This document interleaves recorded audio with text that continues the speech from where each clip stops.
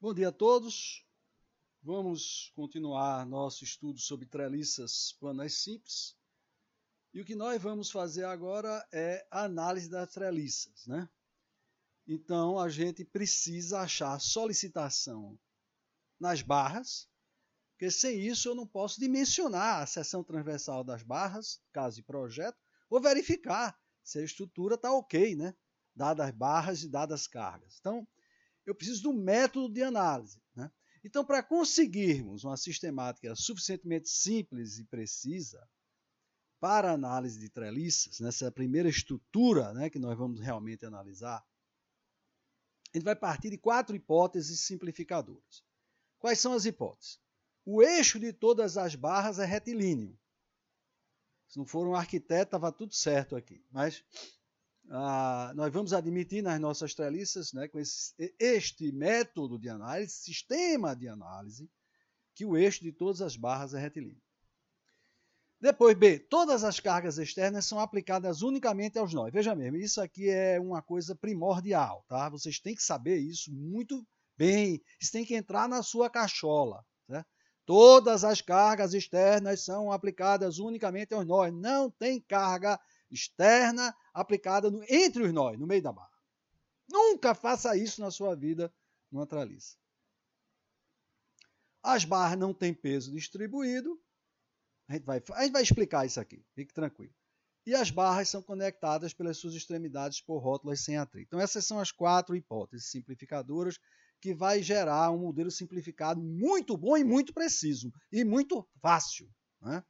Então, vamos lá. As hipóteses A e B podem ser satisfeitas através de detalhes construtivos. Elas são feitas através de detalhes construtivos.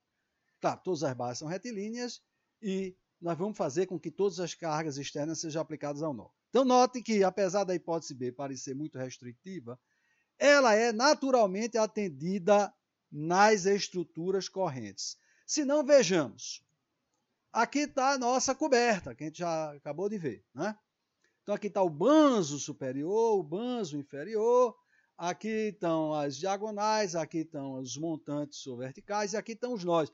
Aqui estão as terças. As terças são vigas que suportam a telha e descarregam no nó. Sempre no nó, né?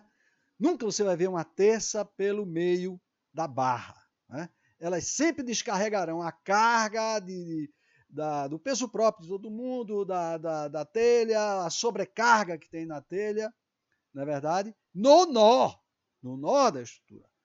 Nunca no meio da barra, né?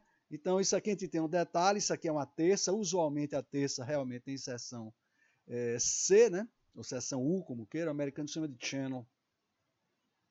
Seção U, então você vê ele, aqui está o banzo superior, então aqui tem um consolo de terça para ela não tombar, né? É uma cantoneirazinha soldada aqui. E ela chega precisamente no nó teórico, tá? Da sua treliça. Idem para, por exemplo, uma ponte treliçada.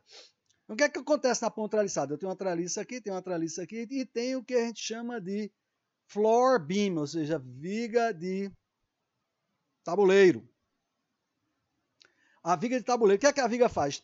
Pega a carga dos veículos e traz para onde? Para o nó.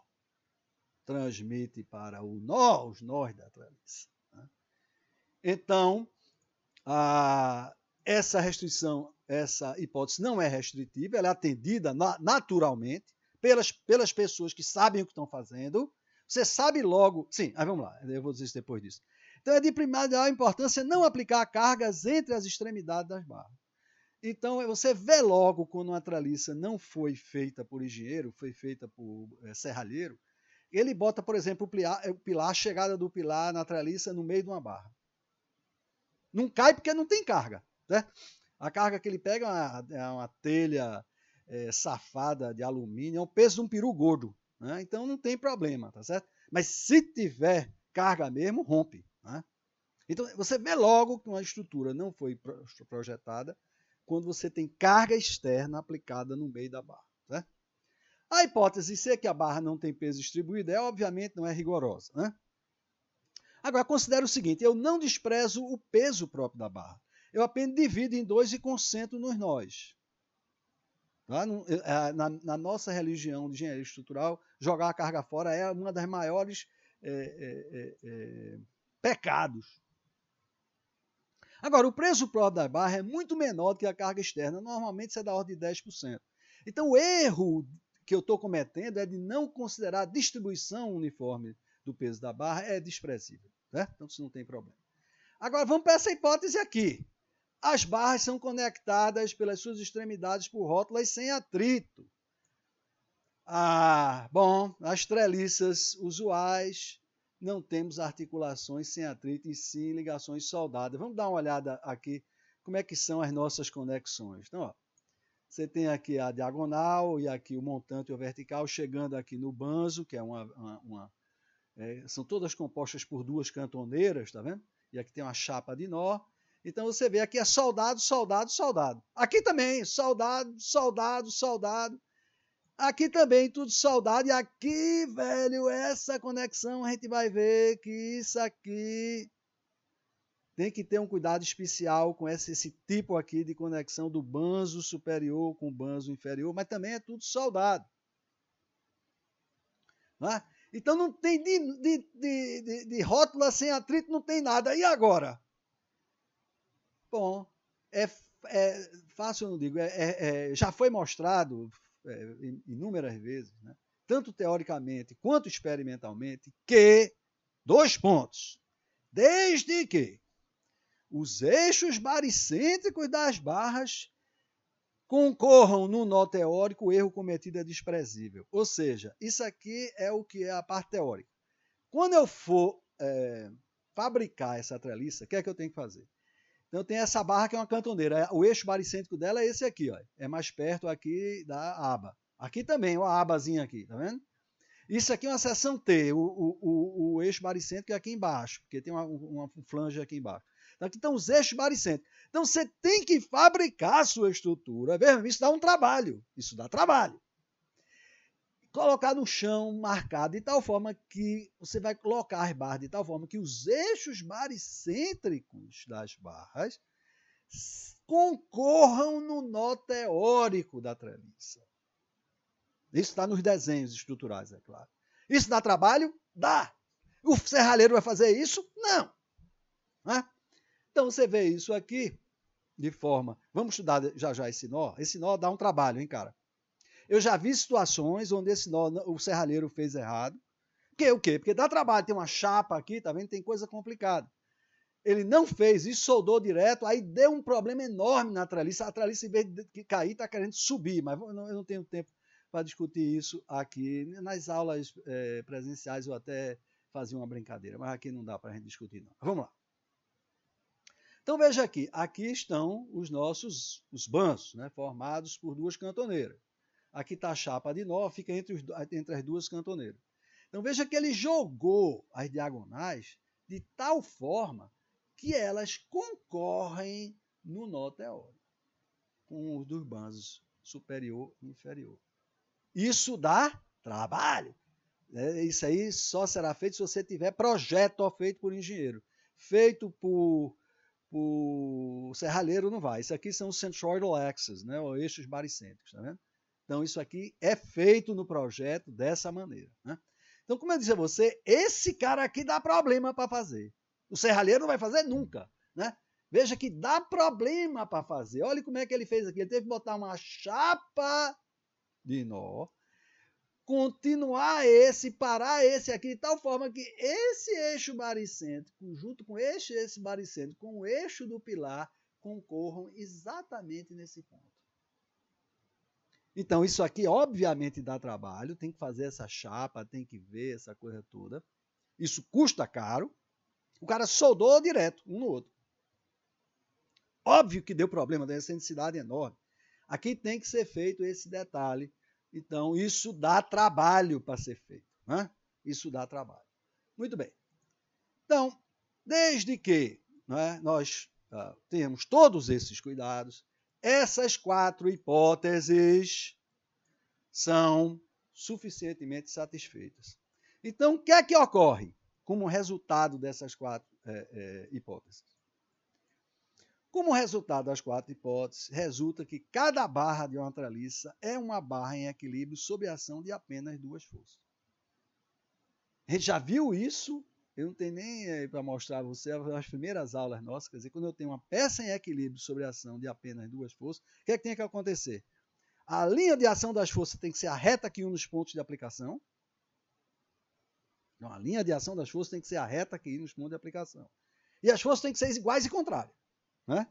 Então, o que eu estou dizendo aqui, portanto, as forças aplicadas pelas rótulas às duas extremidades da barra têm linha de ação obrigatoriamente coincidindo com o eixo da barra. De fato, essa é a linha que liga as duas rótulas. As duas rótulas estão exatamente no baricentro das barras. Veja, isso não sai de graça, isso dá trabalho, isso custa dinheiro. Né? Isso tem que ter projeto e tem que ter gente boa para fabricar essas treliças, para isso ser verdade. Né? Mas aí, com certeza, as forças aplicadas pelas rótulas têm linha de ação coincidente com o eixo da barra e são iguais e contrárias. Né? São iguais em módulo e opostas em sentido. Então, se eu tenho uma barra aqui, eu só tenho duas possíveis possibilidades. Né? Uma, F está aqui para fora e eu tenho uma tração. A única outra possibilidade é F estar para dentro e eu tenho uma compressão. Tá certo? Então, só tem essas duas possibilidades. Eu, a partir desse instante, sim, eu estou dizendo, ou seja, em barra de treliça, estão sujeitos apenas a esforço normal, não tem momento fletor, nem tem esforço cortante. Mas se você botar uma carga no meio, aparece momento fletor, esforço cortante para a qual a barra não foi projetada. Nunca faça isso. Né? Isso eu tenho que dizer 1000 vezes. Você não pode jamais carregar um ponto dentro aqui entre as extremidades. Porque ela foi dimensionada admitindo que ela só está sujeita a esforço normal, ponto. Momento fletor é zero, esforço cortante é zero. O que você fizer aí pode derrubar a sua obra. Tá certo? Então, doravante, eu vou admitir que a minha convenção de sinais, vou admitir sempre que todas as minhas barras serão a priori tracionadas. Tá? A priori tracionadas. Então, faço minha análise. Se o resultado vier positivo, ótimo, está tracionado mesmo. Se vier negativo, já sei, a barra é comprimida. Né? Então, Então, vê-se, portanto, que analisar uma treliça é encontrar B escalares. De fato, são os B esforços em cada B barra. Cada uma das B barras. Né? São escalares com sinal. Positivo significa que a barra está tracionada. Negativo significa que a barra está comprimida. A diferença, eu já disse a você, é brutal entre uma e outra. Né? Então, durante a análise, consideraremos a priori todas as barras tracionadas. Se a análise resultar em força negativa, isso significa que a barra está comprimida. Caso contrário, ela está tracionada. Certo? Muito bem. Isso posto, então já tem a primeira conclusão assim fantástica, é que as barras só estão sujeitas a esforço normal, certo? Então pega uma barra, é claro que doravante todas as barras para mim serão tracionadas. E a gente secciona em S, vamos olhar para os dois cotocos, tá certo? Ora, esse cotoco aqui vai ficar em equilíbrio o quê? Tem uma força F para cá, tem que aparecer a força F para lá, idem aqui, tá certo?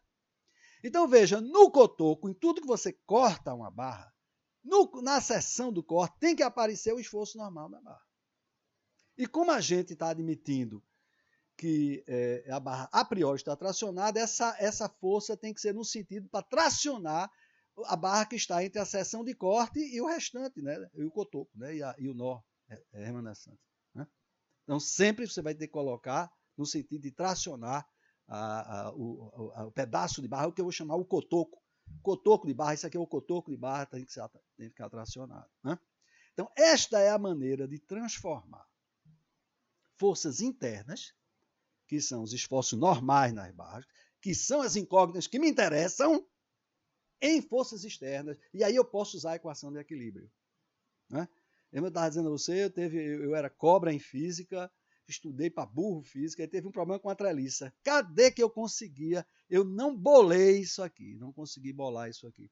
Transformar o que era força interna em externa, para poder colocar em equilíbrio. Resolvi os problemas no livro todinho, menos esse da treliça. Né? Porque não me veio à cabeça essa ideia de o método das seções, né, de cortar para transformar a força interna em força externa. Muito bem. Então vamos aqui, isso posto, já sei como transformar a força externa em força interna em força externa, equilíbrio eu já sei. Então vamos trabalhar para analisar, né? Então seja aqui uma treliça qualquer, sujeita a uma carga qualquer, e eu pego aqui em cada nó e corto todas as barras que incidem no nó. Vamos colocar aqui. Então o que eu chamo de nó doravante é esse nó, mais os cotocos de barra. Então isso para mim é nó agora, tá?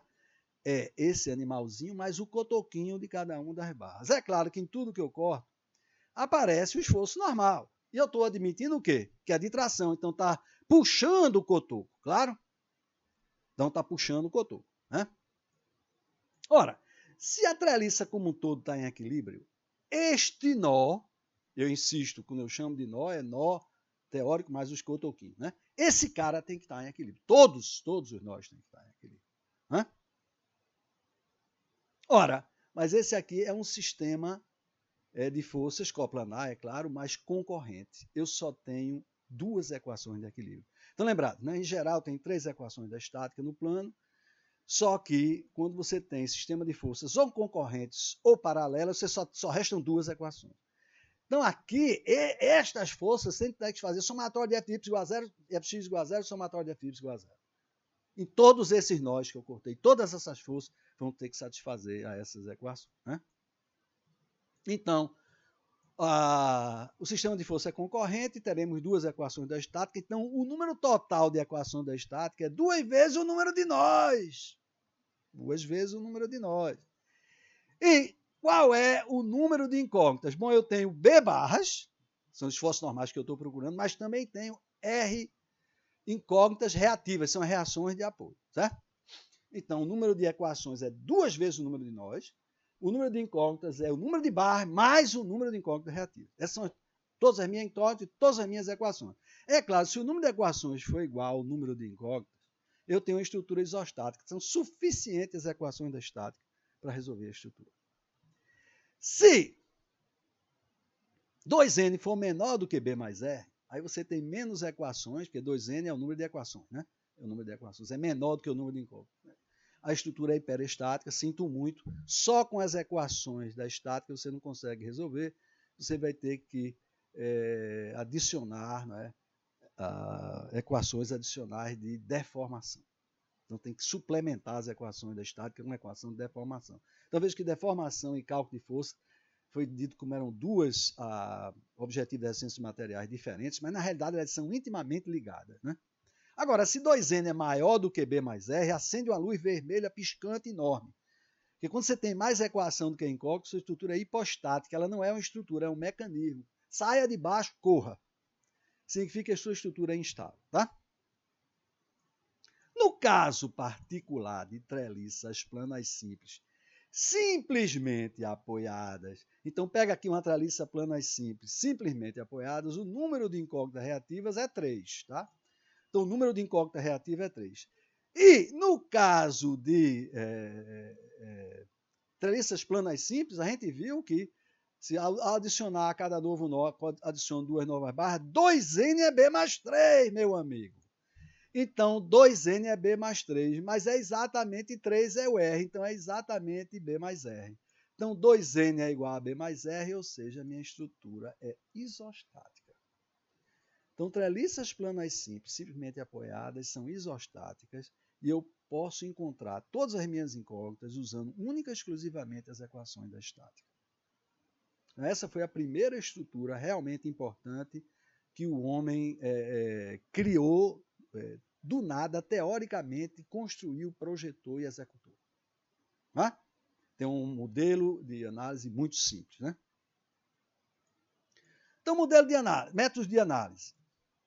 Existem vários métodos de análise, alguns gráficos que já morreu. Né? O seu livro, texto, tem lá o método Cremona. Eu desenho mal, né? Não gosto de método gráfico.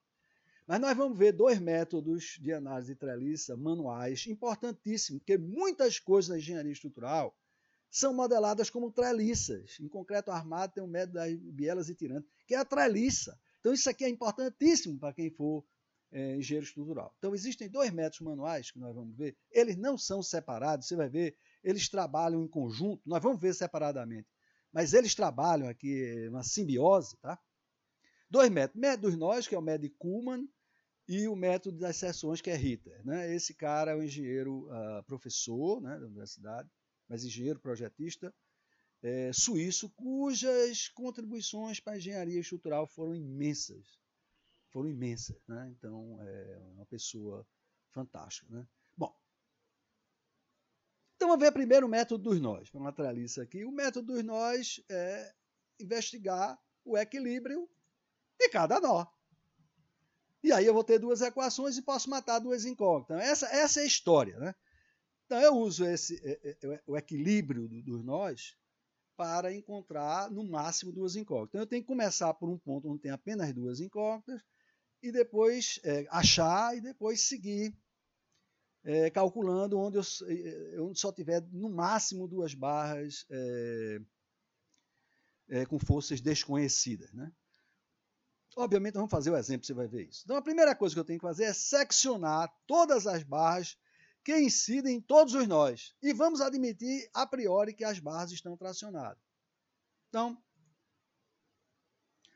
eu venho aqui, está aqui a minha treliça, né? A gente vai. Então, a primeira coisa que eu faço é cortar todas as barras que incidem em todos os nós. Aí no cotoco, esse cotocozinho para ser tracionado, aparece essa força aqui. Esse cotoquinho aparece essa força de tração. Por quê? Porque eu estou admitindo que as barras estão, a priori, todas tracionadas. Né? Então aparecem aqui, esse aqui é aquele nó, né? É o famoso nó que nós fizemos aqui, tá certo? É exatamente o que a gente já fez, é exatamente o que a gente fez, não tem nenhuma diferença. Né? Então a gente secciona todas as barras que incidem em todos os nós, coloca ali as forças, nesse caso são incógnitas, todas são incógnitas, né? E vamos estudar o equilíbrio, né, dessa coisa. A primeira coisa que a gente tem que achar aqui é a reação de apoio. Né? Então, vamos tomar momentos em relação ao ponto B, eu vou ter o quê? Vou ter que menos 8 vezes RA, mais 4 vezes 15, mais 2 vezes 10, igual a 0. Então, vamos ver se está isso aqui. Né? Então, vem aqui, 8RA mais 4 vezes 15, mais 12 vezes 10, igual a 0, RA igual a 10. Então, achei isso aqui. Somatório das forças no eixo dos Y, 10. Menos 15 menos 10 mais RB igual a 0. RB igual a 15 toneladas. Beleza, certo? Então, cortei tudo, já fiz tudo aqui. Agora eu vou estudar o equilíbrio de que nó? Eu tenho que partir do nó que só tenha 2 incógnitas, viu, velho? Então, obviamente, vou pegar o nó A. As incógnitas quais são? Vamos lá, eu dei nomes aos bois aqui. A, B, C, D, E, mas chamei essa barra de barra 1. Chamei essa barra de barra 2, essa de 3, essa de 4, essa de 5, essa de 6, essa de 7, essa de 8, essa de 9. Então, essa forçazinha aqui é F1, tanto essa quanto essa. Essa força aqui é F2, tanto essa quanto essa. Tá certo? Então, vamos lá. Vamos pegar o equilíbrio do nó A. Então, o equilíbrio do nó A, estou aqui, eixo do X, eixo dos Y, aparece aquela reação aqui de 10 toneladas e aparece essa força F2 e essa força F1, certo? Se você olhar direitinho, essa inclinação você anda 4 na horizontal e anda 3 na vertical, aquele famoso triângulo retângulo dos gregos. Né? Então, está aqui, e isso aqui tem que estar em equilíbrio. Então, eu faço somatório das forças no eixo dos Y, o que é que eu vou ter? Vou ter que 10 mais a componente vertical de F1, que é 3 quintos, né? Aqui é 3, 4, 5, então é 3 quintos de F1 igual a 0. Então, F1 vai ser o quê? Vai ser menos 50 terços, ou seja, menos 16,67 toneladas. O que é que significa menos? F1 não está tracionado, meu amigo. F1 está comprimido. Hã? Vamos fazer agora a encontrar F2 por somatório das forças no eixo do X. Então, eu tenho que a componente horizontal de F1, que é 4 quintos de F1, mais F2 igual a 0. Então, F2 é menos 4 quintos de F1, então é menos 4 quintos, F1 é menos 50 terços, 5 pira aqui, né, e eu fico, então, com 40 terços positivos, né, que é 13,33 toneladas. Deu positivo. O que é que significa? F2 é tracionado. Então, já encontrei, senhores, já foi encontrado F1 e F2. Não posso vir para cá, mas posso vir para cá. nó C. O nó C, como ele está meio esgueio aqui, eu vou pegar esses eixos auxiliares, x' e y', tá certo? Vamos usar em vez de xy, x' e y', aqui vai ter F1 na direção positiva, aqui vai ser F4 na direção negativa de x, e vai aparecer uma força F3, né? Um pouquinho na negativa aqui do x em relação a y', né? Então, eu vou ter exatamente o que está aqui. Então, F1 na positiva, F4 na negativa, e F3 um pouquinho deslocado para o negativo do x'. Então, tomando equilíbrio no eixo y', né, que faltou um linha aqui, então nós vamos ter que F3 seno de alfa é zero, mas seno de alfa não é zero, então F3 é zero. Então, F3 não tem solicitação alguma. A força nela, a força barra é zero. Né? Somatório de f de x, eu teria F1 menos F4. F4 é igual a F1, mas F1 é menos 16,67 toneladas. Então, F4 também está comprimida com 16,67 toneladas. Hã? Vamos agora para o nó F. Então, vou ter F4, F6, F5 e 15 para baixo. Então, tem exatamente isso aqui, né? F4, F5 e F6, aqui naquela declividade 4 para 3, tem 15, que é a carga externa, e tem F5, que é essa barra, essa vertical que tem aqui. Né? Então, a primeira coisa que eu faço é somatório das forças no eixo do x. Então, eu vou ter menos 4/5, componente horizontal de F4, mais 4/5 de F6 igual a zero, onde, portanto, F6 igual a F4, que é menos 16,67 toneladas. Então, esta barra do banzo superior, esta e essa, estão comprimidas todas com 16,67 toneladas. Né? Depois, eu vou fazer somatório das forças no eixo dos y. Eu tenho menos 15, menos F5, e menos 2 vezes a componente vertical desse cara. Então, eu tenho menos 2 vezes 3/5, que é a componente vertical, né? É semelhante ao cateto 3, né? Então é 3/5 e 16,67. Então, eu vou ter que F5, passa isso aqui para o segundo membro, menos com menos dá mais, dá 2 vezes 3/5, 16,67 era 50 terços. Tá? Então, isso aqui é 50 terços menos 15. 5 pira com 5 vai ficar 10. 3 pira com 10, 2 vezes 10, 20, menos 15, 5 toneladas. Então, a força F5 tem 5 toneladas de tração.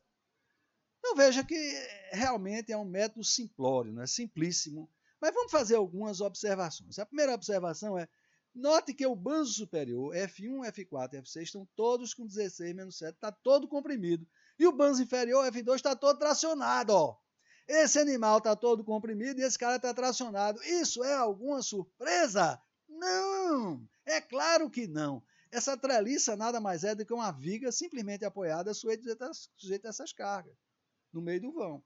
Ela é a materialização de uma viga, né, vencendo esse vão. Isso é o que os antigos chamavam de viga de alma vazada. Eles chamavam treliça de viga de alma vazada. De fato, é uma viga. E é claro que o momento é positivo, então as fibras superiores resultam comprimidas e inferiores tracionadas, meu amigo. Então não há dúvida nenhuma, não há surpresa nenhuma, pelo contrário, isso tem que acontecer. Se não acontecer, você errou, meu amigo. É uma boa maneira de olhar, né?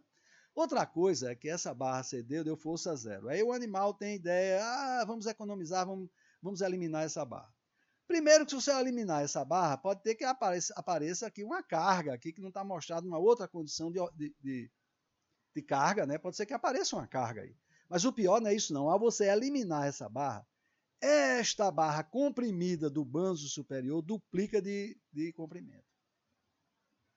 Então já falei a vocês que barras comprimidas sofrem aquele fenômeno de instabilidade elástica. Então, ao você duplicar o comprimento de flambagem, você divide por 4 a resistência. É uma péssima ideia tirar essa barra fora.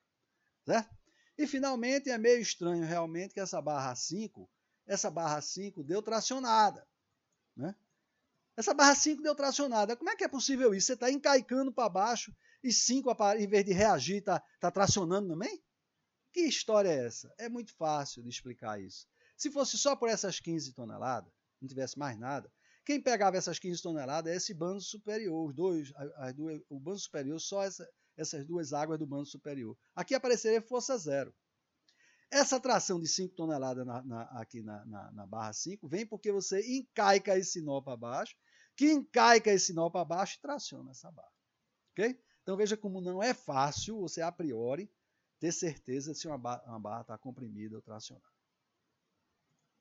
Muito bem. Vamos para o método das seções. O método dos nós é simples, intuitivo, é tranquilo, dominado. Está dominado. Né? Mas tem dois probleminhas chatos. Primeiro, para determinar uma determinada barra, você tem que começar no nó que só tem duas incógnitas e sair andando até chegar na barra. Isso é muito ruim, porque às vezes eu sei qual é a barra mais solicitada, vou dimensionar a minha treliça por ela, mas vou ter que sair calculando um passo a passo até chegar nela. Essa parte chata. Outra parte chata é que qualquer erro cometido se propaga. Dali para frente está tudo errado. Né? Então, esses são dois pecados desse método, se ele for usado sozinho. Né? Ele vai ser usado em conjuminância com o método das seções ou método de Ritter. Né? O método das seções não sofre de nenhum desses dois defeitos. Né? Ele pode ser empregado nos casos em que uma seção pode ser passada pela treliça, pela estrutura, cortando 3 barras que não sejam nem paralelas nem concorrentes. A gente vai olhar para isso aqui. Por exemplo, eu passo essa seção aqui, intercepto essas 3 barras que não são nem paralelas nem concorrentes. Ora, eu fico com 3 incógnitas, que são as forças na F1, F2 e F3, e 3 equações da estática. Né? Porque as minhas forças nem são concorrentes, nem são paralelas. Então, eu posso resolver. Eu tenho um número de equações suficientes para resolver. Como a gente vai ver em grande detalhe já já. Né?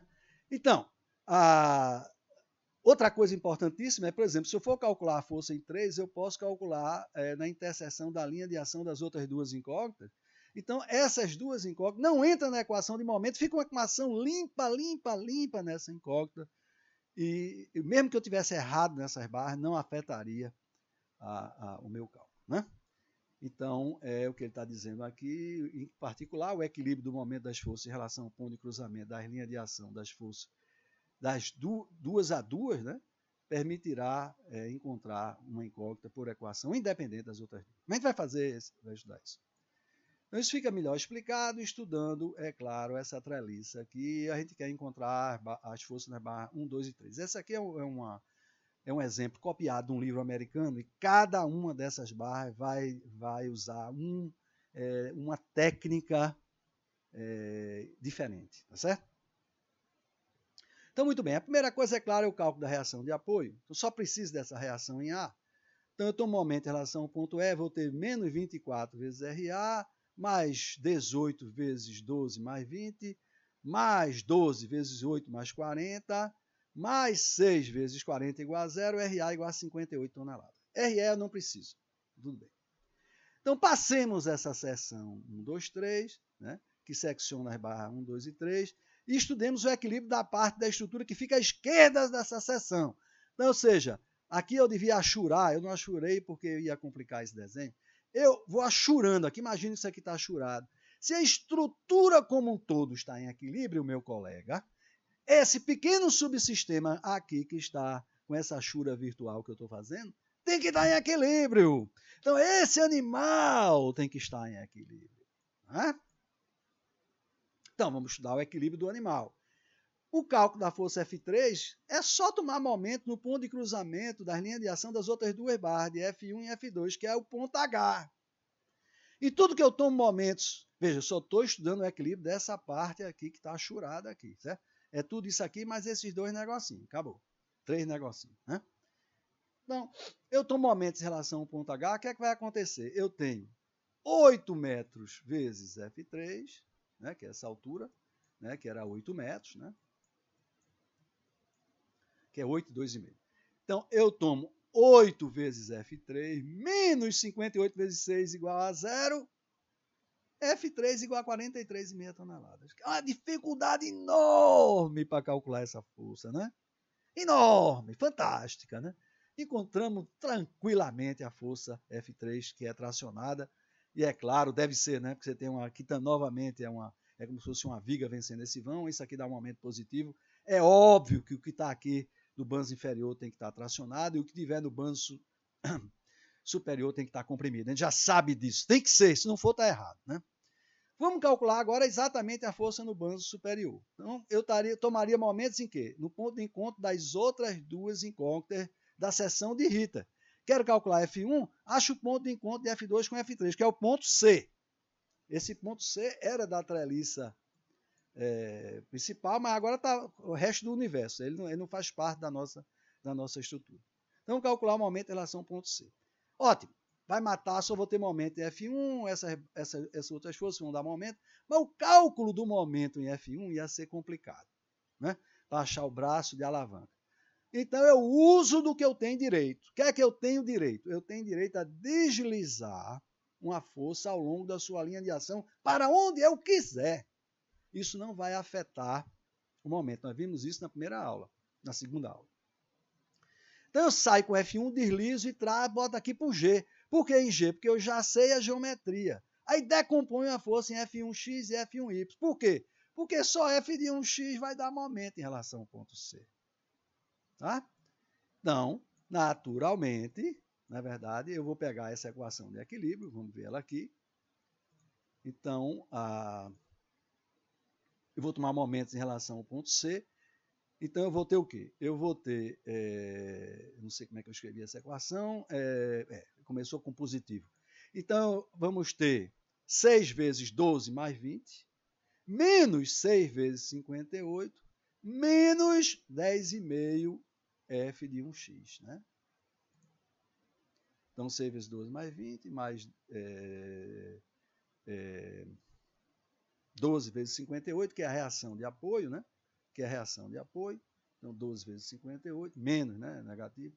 Menos 10,5 F de 1x. De fato, isso aqui está girando no sentido horário e o braço de alavanca é 10,5. Veja que eu não fiz conta nenhuma, né?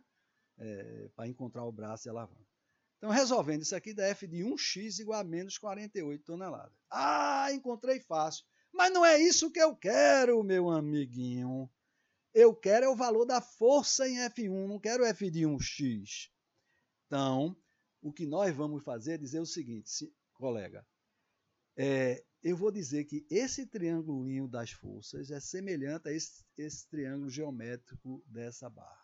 Vamos ver isso com mais cuidado. Então, eu vou dizer que esse triângulo aqui de forças é semelhante a esse triângulozinho da barra HG, como está mostrado aqui. Esse triângulozinho aqui aumentado, que é quem está olhando. Né?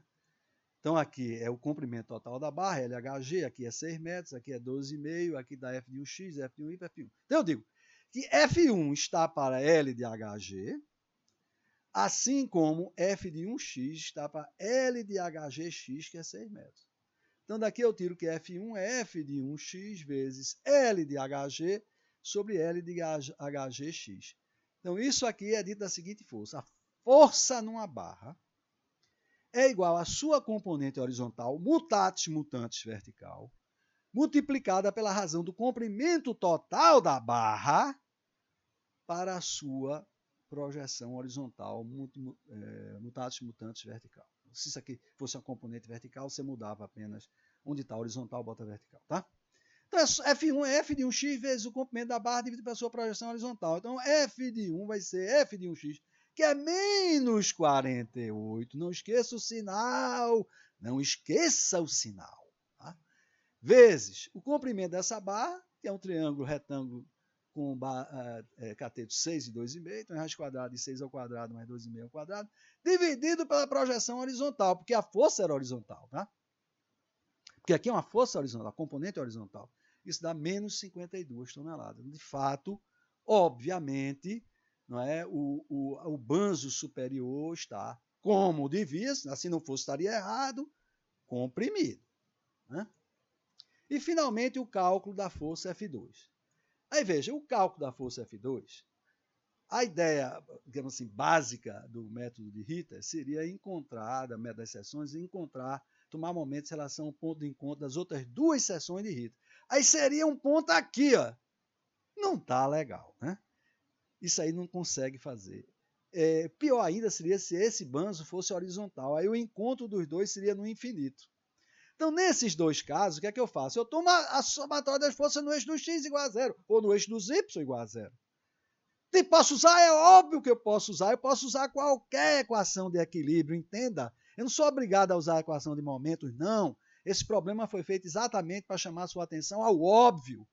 Essa coisa tem que estar em equilíbrio. Eu posso usar qualquer equação de equilíbrio que eu queira.